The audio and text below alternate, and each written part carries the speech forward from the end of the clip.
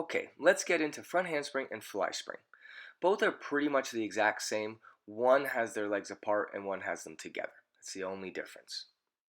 Start off with your athletes by just getting them to bounce up to handstand this way. Just getting them used to the idea that they're really driving their heels over their head. You don't want them to pike too much. You want them really to think more of an arch here. From here, all you gotta do is add a little bit of speed. So the athlete gets a bit of a run, and they do the exact same thing where they try to get right into handstand and flop over. Keep the head neutral. Don't think about looking in, but don't think about looking way too far back either. Just nice and straight's always best. As you get better, you'll start seeing that you'll bounce a little bit out of it and the heels will touch before the back. This tells you that you're going in the right direction. And if you were to put a simple mat this way, then you would make it over pretty easily. Again, I wouldn't put the head in. I would be putting it back, looking at the hands when they land. Some coaches like the head in, some like it extra back. Hopefully none of them like it with their eyes closed, but this is going to be up to you and your coaches to figure out. I was always taught have your head back so you can see where you're going. It also opens up the chest so that you're ready for the rebound out of it.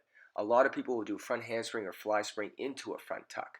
And if your head is in, naturally you're going to look down. You're also going to drop your chest, which takes the front flip and makes it go downwards instead of popping up, which is what you really want.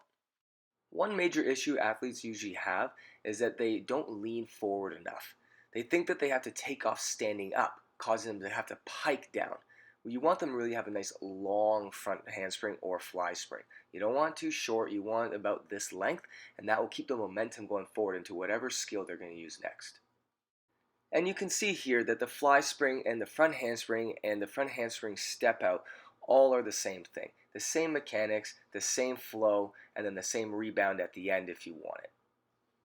You'll notice that when I do my front handspring, my hands never move from my ears. They just go along for the ride, land, and bounce ready to do the front tuck out of it. You can start seeing how you'll be progressing into a front tuck here. You simply will build up the mats, and once the mats are high enough, the athlete will take it to the floor and just build it up like any other regular front tuck. It's that simple, folks. Thanks. Bye.